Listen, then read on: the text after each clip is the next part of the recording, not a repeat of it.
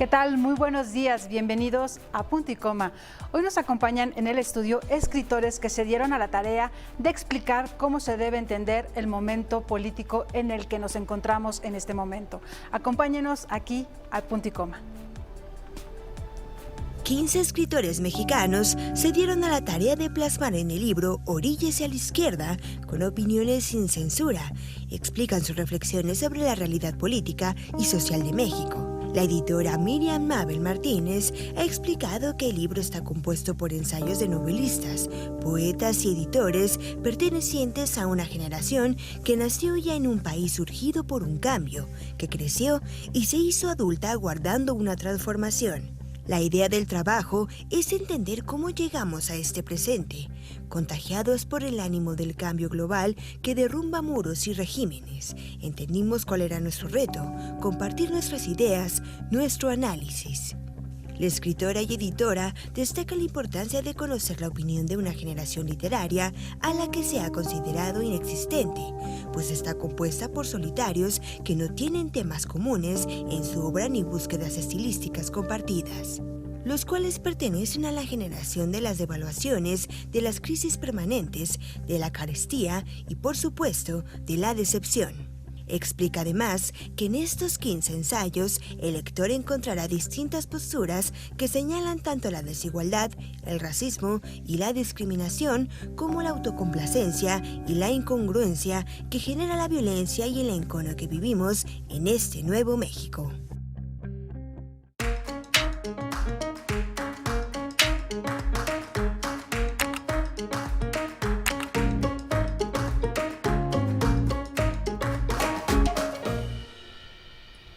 Ya estamos aquí en Punto y Coma, arrancando la semana este lunes, en el que vamos a platicar acerca de un libro muy interesante que se llama Oríllese a la izquierda, opiniones sin censura, y es porque estamos viviendo un momento muy interesante en el país, en esto que va 6 meses más o menos.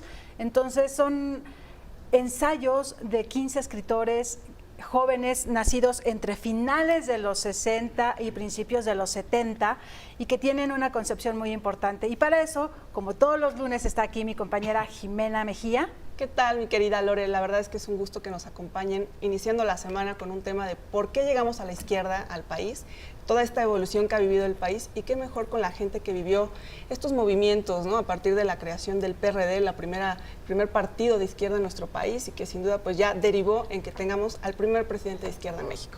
Así es, y sobre todo que son jóvenes, bueno, escritores, sí, jóvenes, escritores jóvenes, de alguna manera, porque son frescos y nos van a presentar pues diferentes visiones a partir de la creación, la literatura, el ensayo, también la poesía, porque hay poetas y otras vertientes del arte. Y para eso están aquí Miriam Mabel Martínez. Gracias, muchas gracias, Lorena, por la invitación. Gracias a ti. Tania Huntington.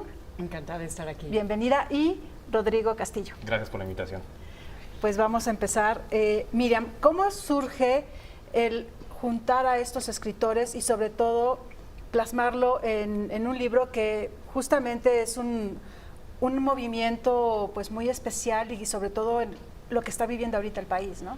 Pues mira, el año pasado que el país estaba, para mí, digamos, viéndolo desde afuera, como muy interesante porque todo el mundo opinábamos, todos estábamos como en el caldo, como yo jamás lo había visto.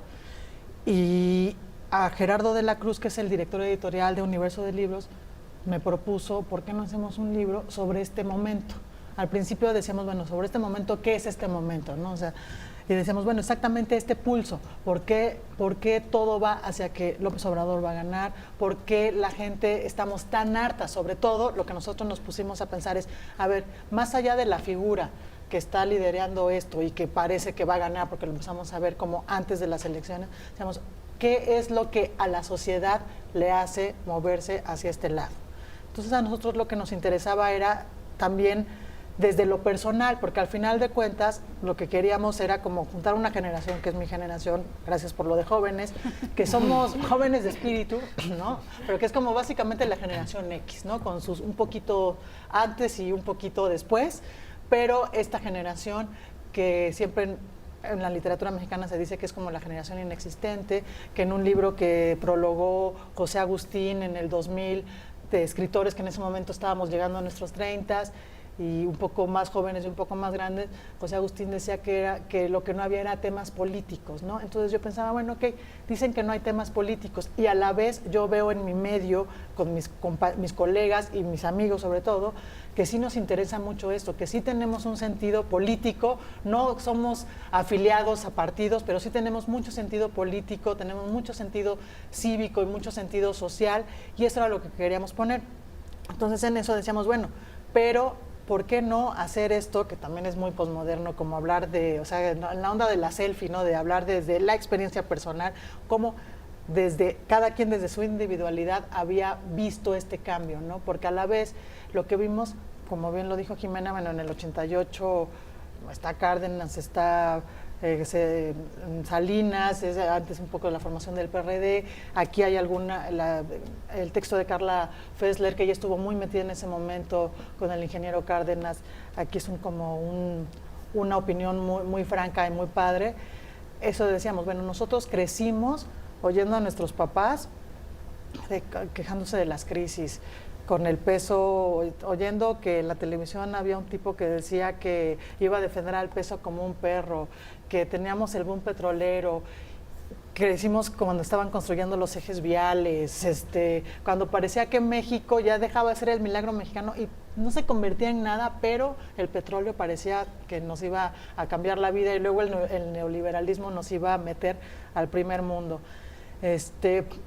Pues empezamos en la decepción, o sea, somos una generación que en la primera votación de la que muchos tuvieron, que fue el 88, otros la tuvimos hasta el 94, fue la decepción porque vimos no se trataba de quién ganara, sino que lo que vimos era cómo operaba el sistema y cómo operaban esas estructuras, y creo que eso es lo que a nosotros nos movió, y cuando yo empecé a invitar a mis colegas a participar en este libro, era lo que yo quería que reflejáramos, o sea, cómo lo vivían ellos, ¿no? Cómo vivían este cambio, por qué creían que habíamos llegado hasta aquí, en qué se comprendía este hartazgo, y escogí, bueno, invitamos más, unos decían que sí, otros que no, tal, y bueno, dejamos 15. Como tú bien dijiste, hay unos que son poetas, también lo que queríamos es que fuera narradores, lo que quisiéramos que fuera que hubiera también de otras partes de la República, porque también es interesante saber lo que pasa en otros lugares, cómo se vivía o cómo se vive. Magali Velasco, por ejemplo, es veracruzana y ella en su texto plantea, y vivió mucho tiempo en Ciudad Juárez, plantea mucho como esta violencia cotidiana, que es distinta en cada estado, que es distinta, también depende de donde tú estés parado, y cómo ella lo iba viviendo, me parece muy interesante. Edson Lechuga habla desde su experiencia en Puebla, con padres maestros rurales, ¿no? Otros somos muy citadinos. David Miklos, por ejemplo, que es un texto que a mí me gusta mucho, habla mucho sobre él, cómo crece, él es un chavo adoptado gringo y cómo se inserta a la sociedad mexicana, pero le insertan, o sea, de la internacional socialista, ¿no? O sea, él creció con papás totalmente de izquierda, ¿no? Y cómo ve esto y cómo para él, por ejemplo, él dice, bueno, me queda claro que estamos muy lejos de ser Venezuela. Y él dice una cosa que yo creo que a mí me gusta como pensar que eso es una cosa que ahora en la sociedad tenemos que analizar. Él plantea que nos vemos más cerca, él nos ve más cerca del Brasil de Bolsonaro, ¿no? Y yo también coincido con eso. Yo creo que a nosotros el peligro es más hacia una derecha muy tremenda, que ahí es cuando creo que la izquierda es que puede hacer un equilibrio, porque al menos para mí de lo que se trata es dialogar, ¿no? Dialogar e ir creciendo y construyendo, y que sí sepamos que sí hay sectores que nos necesitan, pues, y que sí las cosas, no se trata de que todos se vayan hacia un lado o hacia el otro, es de que todos podamos tener más, como lo dijeron también los zapatistas en el 94, ¿no? Todo para todos, ¿no? Esa es la cuestión. Sí, la cuestión, sí. Tania, tú eres estadounidense. Desde tu perspectiva y lo que plasmas en tu texto, ¿cómo lo estás viendo? ¿Cómo lo vives? Porque tienes muchos años también aquí en México. Así es, llevo la mayor parte de mi vida adulta aquí y ya soy naturalizada, por lo que esas últimas elecciones fueron las primeras en que yo tuve la posibilidad de participar como votante, lo cual sí me dio mucha emoción porque tengo una educación cívica fuertísima. Digamos, igual que mi close, tengo papás no de la internacional, pero sí hippies, sí de izquierda. O sea, mi padre me puso nombre ruso en medio de la Guerra Fría en Estados Unidos, los cuales les da una idea como del grado, ¿verdad? Así que creo que justamente quisiera hacer hincapié en algo que ya señaló aquí mi querida editora Miriam Mabel, que es que la izquierda por definición, por antonomasia, es diversa. Y somos muy diferentes los autores entre sí y no hay una sola izquierda, lo cual se difiere mucho, ahí sí discrepo un poco con David, con el mensaje de la derecha que siempre es unificador y constante, ¿no? Homogéneo. Justamente el chiste de la izquierda es que sembramos un poco el caos en ese sentido, que no estamos de acuerdo. Necesitamos debatir y contrastar nuestras ideas porque no somos iguales y reconocemos de entrada que no somos iguales y que todos tenemos quizás distintas perspectivas que aportar. Mi idea de izquierda tiene mucho que ver con ambientalismo y con feminismo y quizás otros autores de la antología no lo representan de la misma manera, ¿me explico? Así que me encantó la idea de una antología, o sea, la palabra antología viene como de la idea de un ramillete de flores que son diferentes entre sí. Porque yo no solo tengo que reflexionar para decidir qué es la izquierda para mí, sino que puedo aprovechar y beneficiarme o discrepar de la idea de izquierda que tienen otros de los autores aquí presentes. Sin embargo, sí tenemos una cosa en común, que es que la izquierda cree en que el cambio puede traer cosas positivas a la sociedad, mientras que muy a grosso modo los conservadores o la derecha creen en el status quo, que no hay que tocar las cosas, mejor dejarlos así como están, porque si se mueve se puede colapsar, ¿no? Así como un poco la imagen Jenga de la realidad. Mientras que nosotros sí creemos que el cambio puede traer cosas positivas y en ese sentido pues sí nos caracteriza cierta esperanza. Ahora, si regresamos a la mitología, la esperanza es lo que queda en la jarra de Pandora ya cuando se soltaron los monstruos, ¿no? Así que pues sí tenemos que lidiar con esos monstruos. Y sin embargo, pues yo no reniego y sí me enorgullezco de que la esperanza sea como mi signo gobernante. Pues qué interesante, ¿no? La verdad es que lo han planteado muy bien. Creo que el libro es un reflejo de cómo está la izquierda en el país, ¿no? Distintas voces, pero al final de cuentas un interés común, ¿no? Que es que el país esté mejor. Tenemos que ir a un corte, pero regresando vamos a platicar con Rodrigo sobre su visión y sobre su texto sobre la izquierda en el país.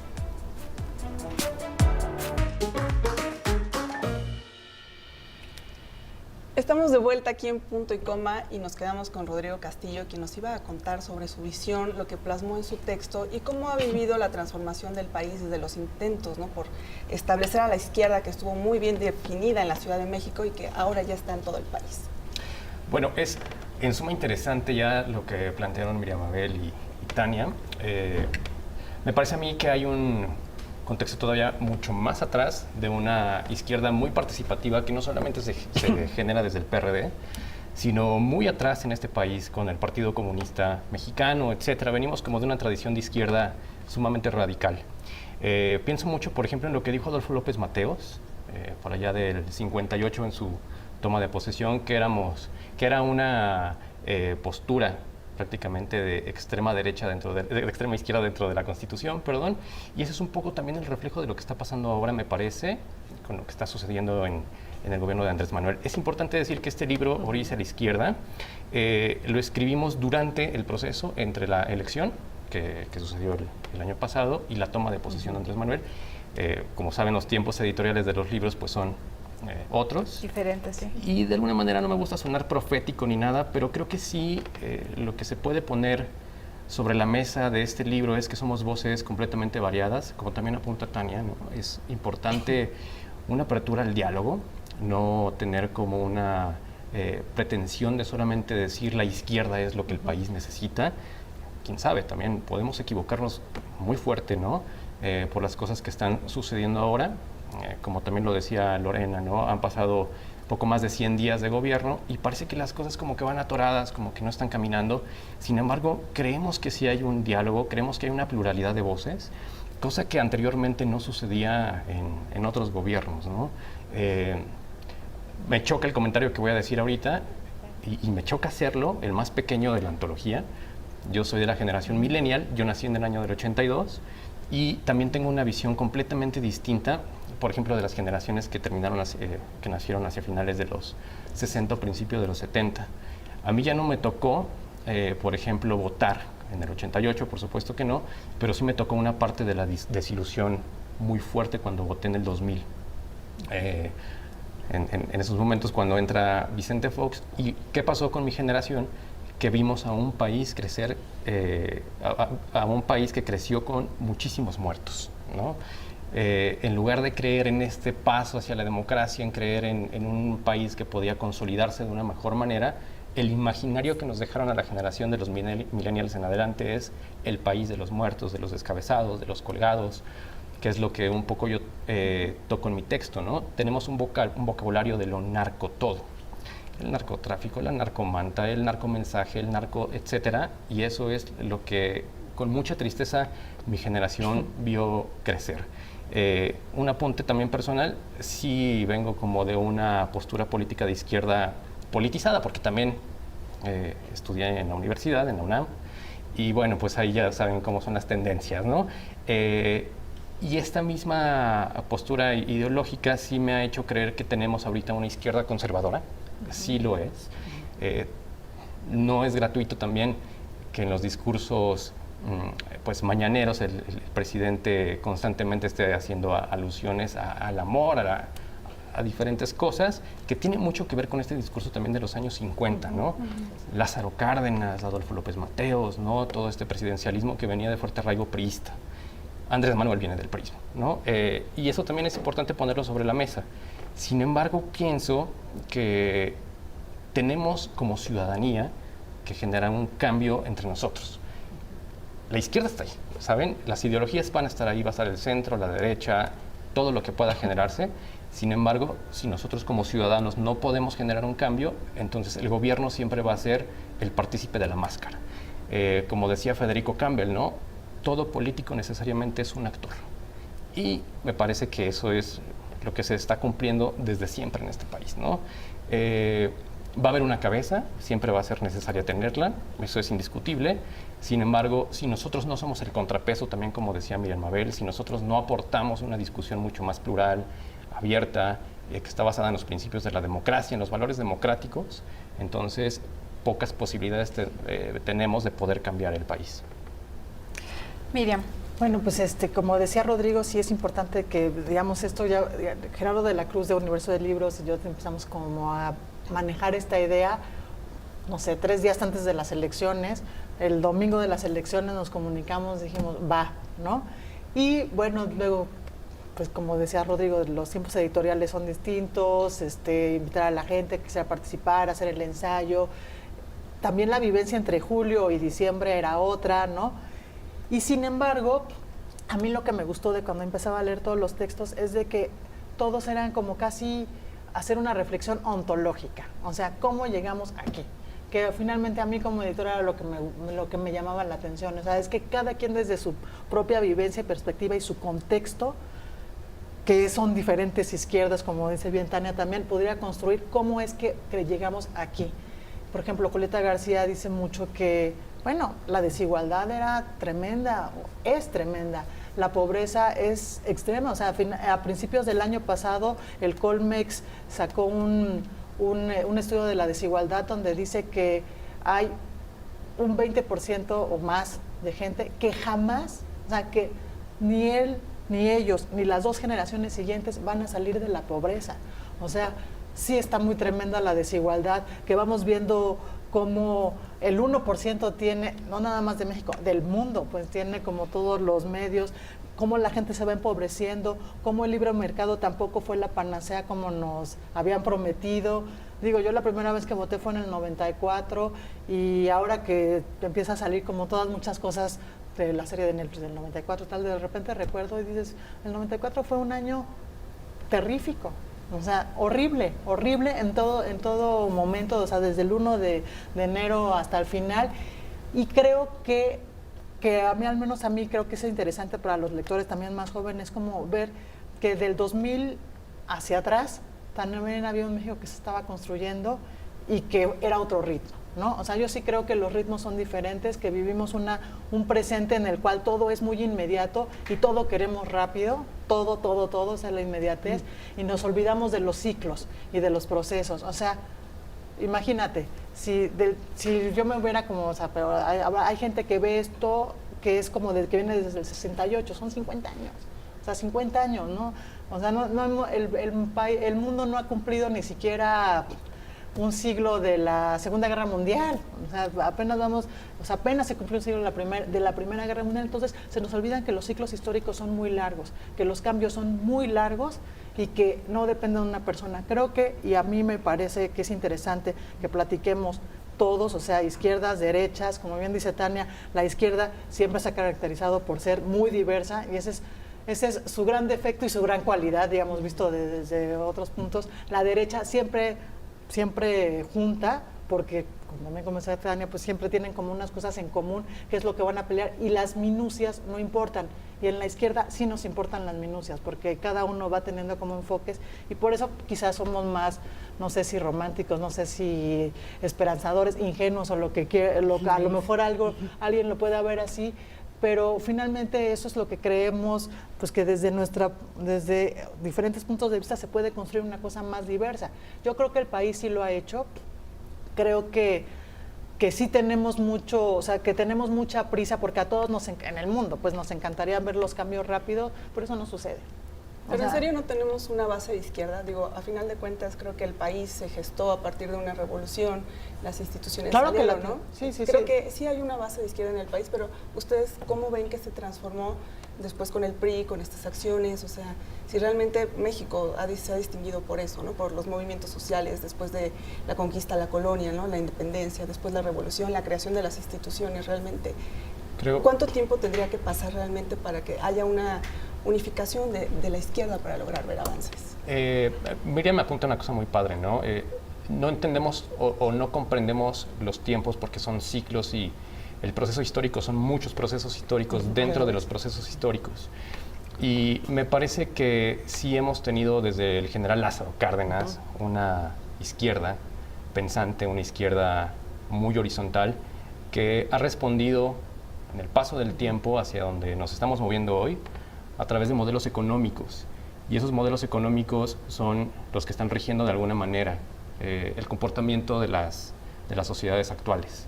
En México hay una base muy fuerte de izquierda, hay un pensamiento muy fuerte de izquierda, que también puede ser esa izquierda soñadora, que quiere alentar cosas, pero que siempre es necesaria y que siempre piensa también desde un aspecto que me parece fundamental, que es el de la cultura, ¿no? La cultura como un todo, como un organismo vivo, que no solamente cierra las posibilidades de las discusiones, sino que es una izquierda que quiere abrir, que quiere aperturar nuevas discusiones en torno también de hacerle una crítica a la misma izquierda, porque no es sana la izquierda que hemos tenido durante muchos años. Eso lo pudimos ver también durante los años 90 y es lamentable que traiga el ejemplo acá. Representantes del partido del PRD cuando sucedió lo de los estudiantes de Ayotzinapa, los Abarca eran del PRD y se supone que eran de izquierda. Y eso es tristísimo. Pero se debe a los procesos económicos principalmente, que es lo que yo pienso.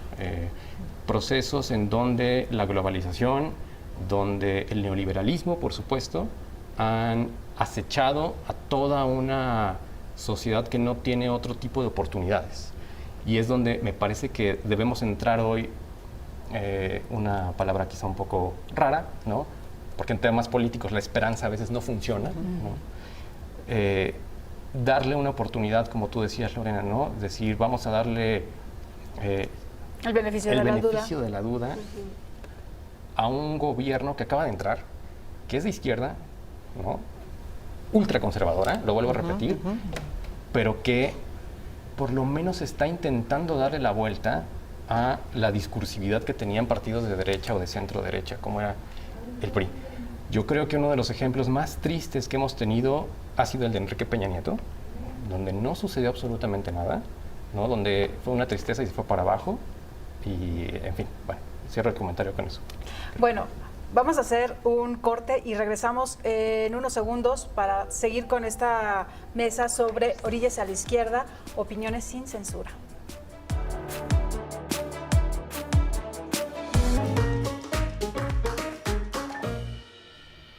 Estamos ya aquí de regreso en Punto y Coma. Tania, a ver, en este diálogo democrático y este ejercicio que hacen en la antología, ¿hacia dónde quieren dirigirse? ¿Quién quieren ustedes que lea Orillas a la Izquierda?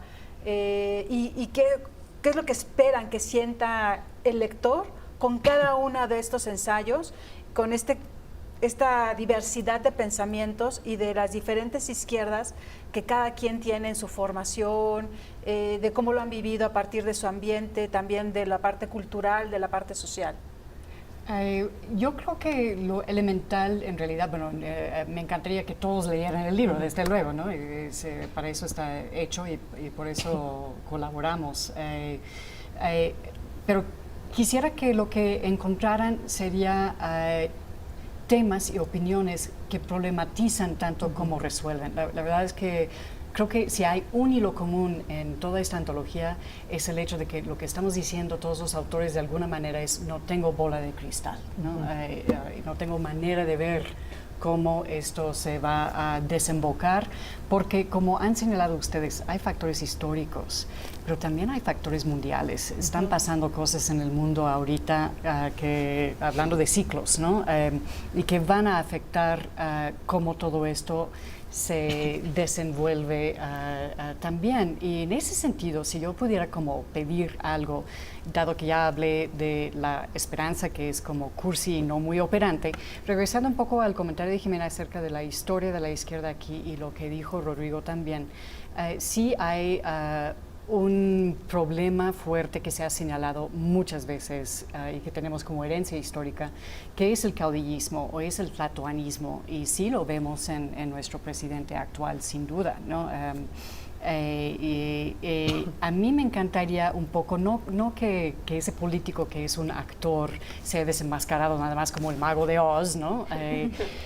Porque algo que aprendí también creciendo en las afueras de la capital de Estados Unidos es que los políticos no son perfectos, nunca hay que verlos, admirarlos como, ya sabes, así, creo que el general Lázaro Cárdenas quizás es la figura que más se asemeja en esta cultura a esa admiración total, ¿no? Y desafortunadamente, pues, son seres defectuosos, todos los políticos, todos los líderes.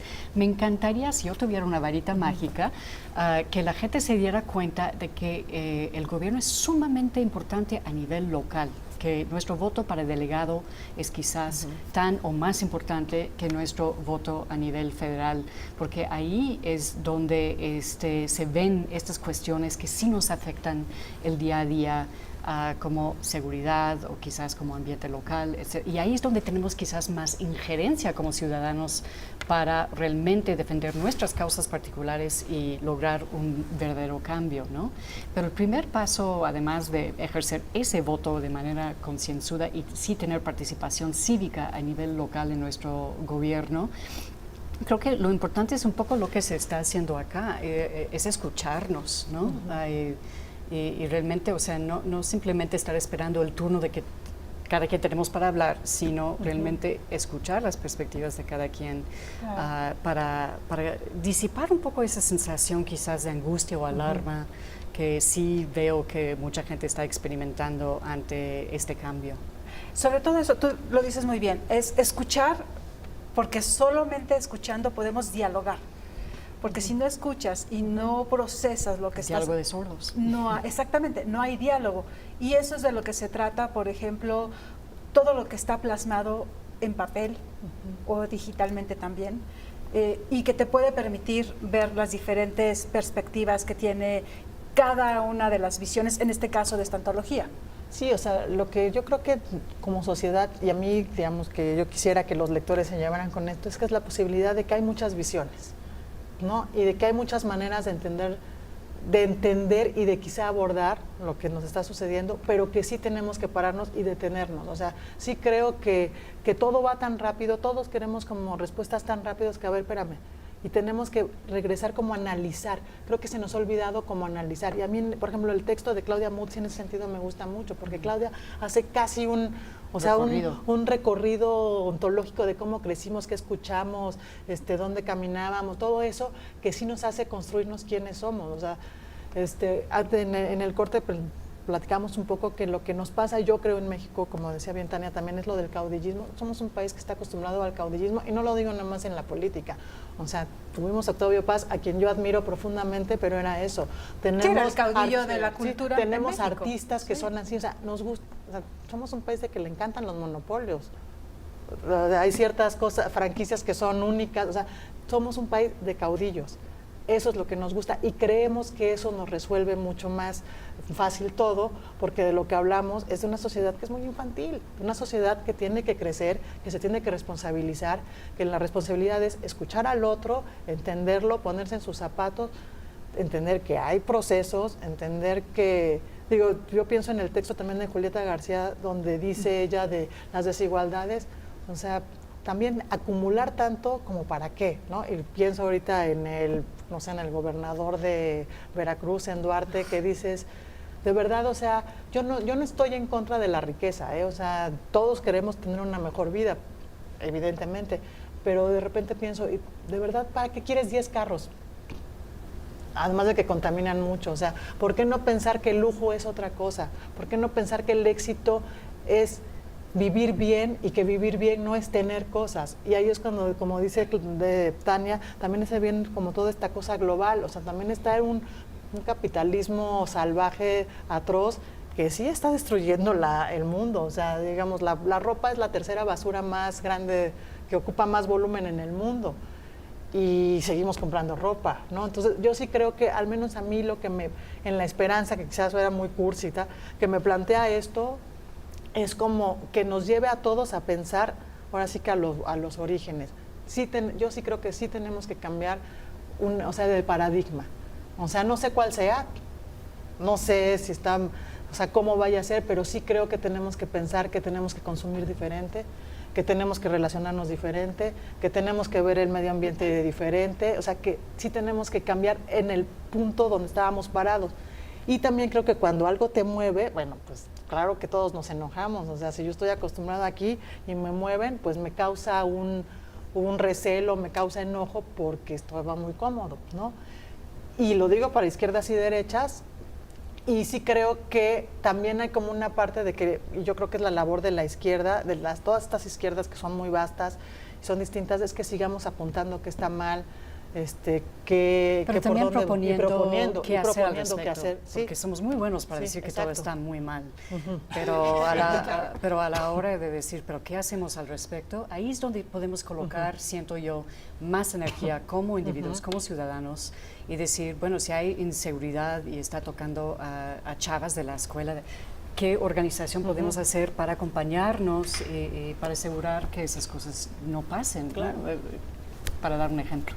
No, y que creemos que todo nos lo tiene que resolver alguien. O sea, por eso me refiero a que somos una sociedad muy infantil, ¿no? Que siempre es alguien, ¿no? Entonces, pues creo que tenemos que crecer como ciudadanos, y yo sí creo que ahorita estamos creciendo como ciudadanos. A mí me encanta ir al café que voy todos los días y oír a la gente que antes nada más la escuchaba preocupada por cosas, si el café estaba caliente, frío, si la deslactosada o la entera, hablar de petróleo, de hablar de la Constitución. O sea, me parece increíble y padrísimo que la gente, bueno, vaya y lea la Constitución y vea si el artículo está tal y si está haciendo mal, y que critiquen que está marcando la agenda López Obrador. O sea, sí creo que tenemos que criticar, y que tenemos que criticar todos, y que tenemos que aportar, bueno, ¿por qué está mal? ¿Por qué lo de Santa Lucía? ¿Por qué lo de la Vasconcelos está mal? Pero ya se nos olvidó que estaba mal de entrada, ¿me entiendes? O sea, que hubo problemas con la construcción, o sea, no se nos olvide de dónde venimos.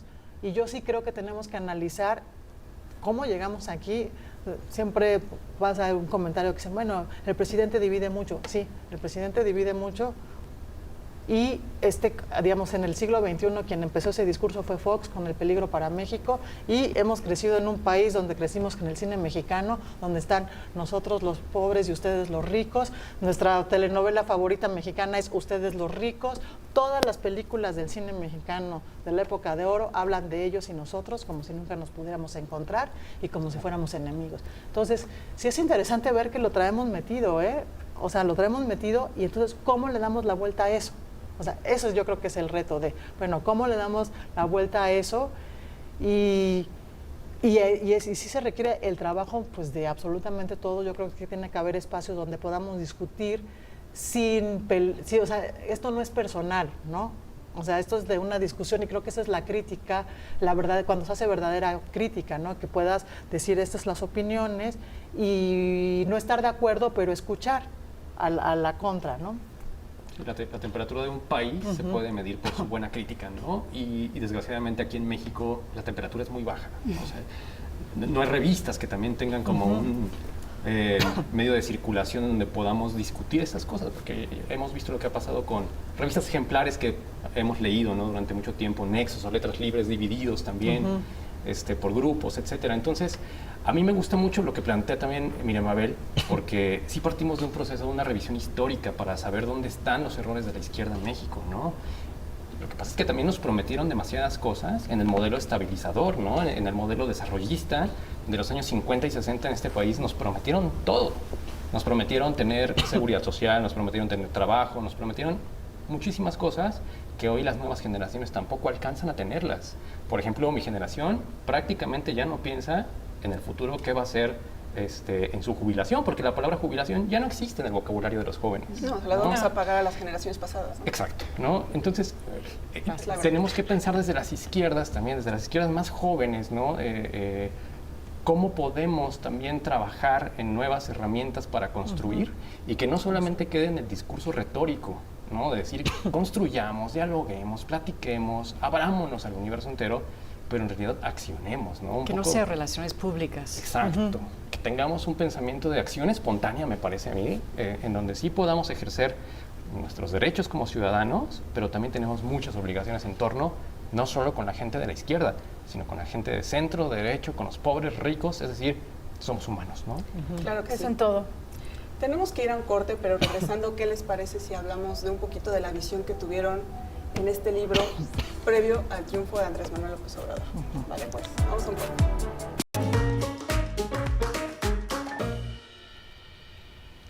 Ya estamos de vuelta en Punto y Coma y nos quedamos con la pregunta de ¿ustedes visualizaron este panorama en estos primeros meses de gobierno? ¿Es hasta, por decirlo, normal que realmente esté pasando esto tras una transición tan importante que está viviendo el país? Pues mira, yo soy una pesimista por naturaleza y para mí todo es ganancia. Entonces, yo sí creo que los cambios son muy difíciles. O sea, digamos, parto de lo personal.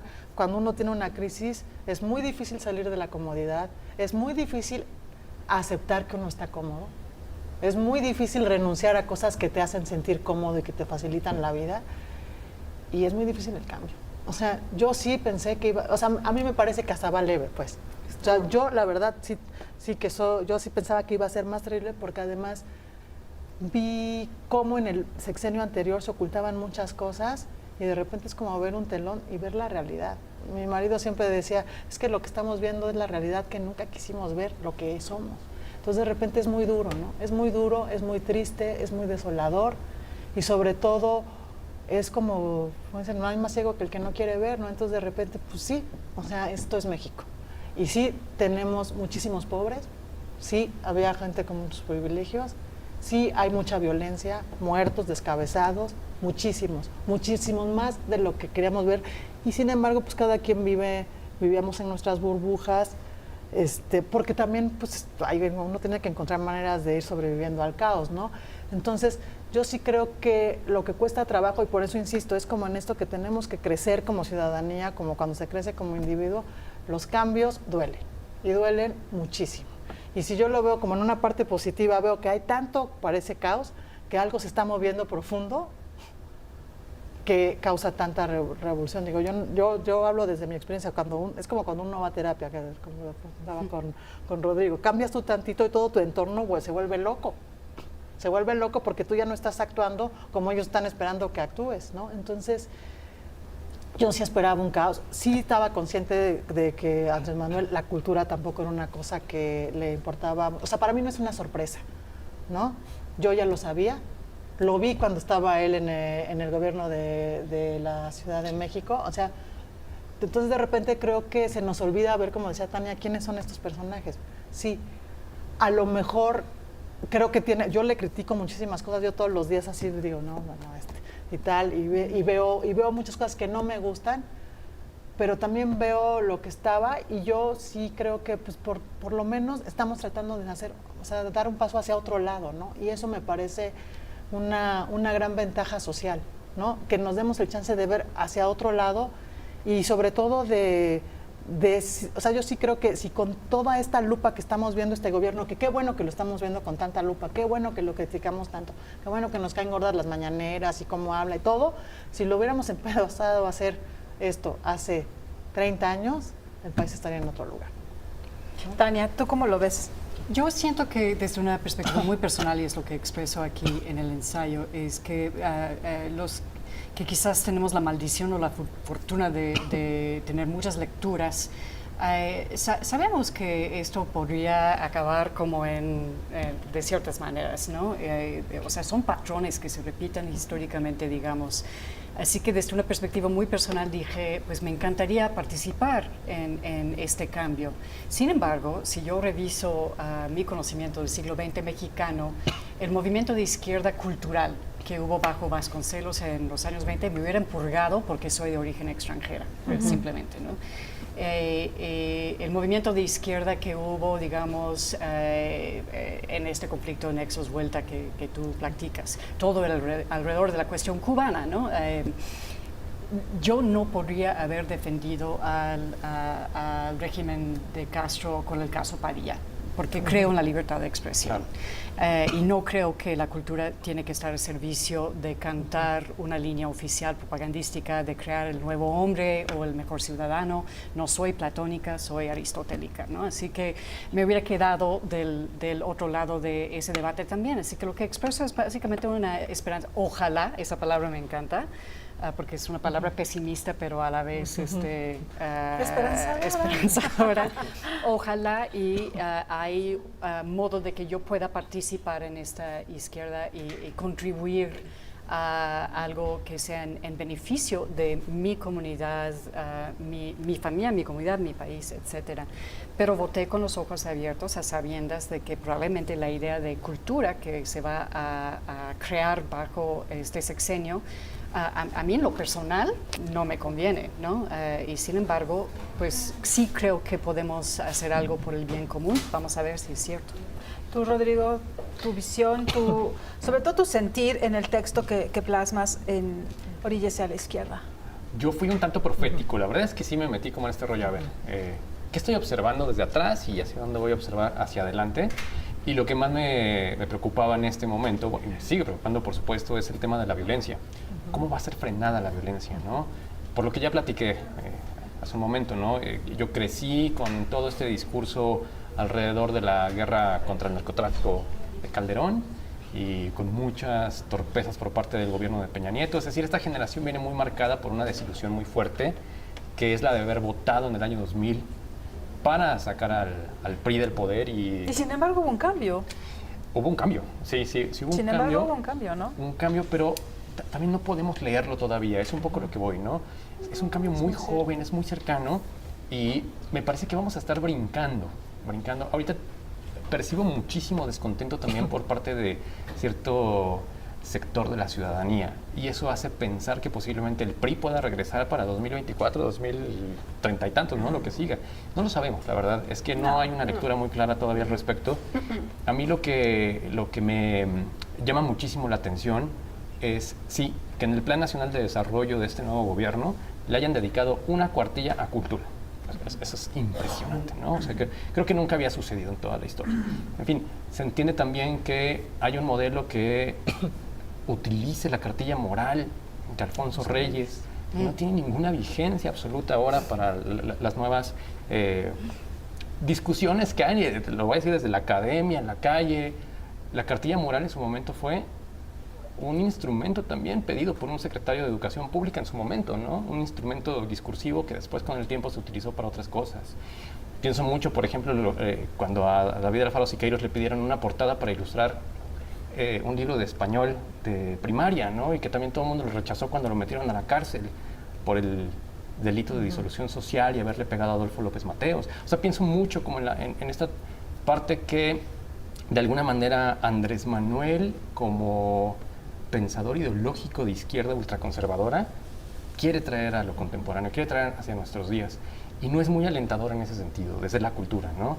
Sin embargo, también orillándonos a la izquierda, ¿no? Y de la manera más pensante y racional que podemos hacer, creo que hay que darle una oportunidad a este nuevo gobierno. Hay que intentar platicar, dialogar, construir lo que ya dije muchas veces, ¿no? Sin caer en la retórica, para que, desde mi perspectiva, la violencia en este país se detenga ya. Me parece que es uno de los puntos más importantes. Hay pobres, hay millones de pobres, millones de pobres en este país. Hay ricos, es un porcentaje del 1%, ¿no? Y que ojalá sigan siendo ricos toda su vida. No es mi problema tampoco, pero sí hay que ser un poco más igualitarios en todos los sentidos. Educación para todos, parejita. Voy a traer algo a colación muy personal. ¿Por qué tendría yo que pagarle una educación privada a mi hija, sabiendo que también la educación pública es muy buena? Porque hemos tenido también esta retórica en donde la educación pública no funciona, ¿no?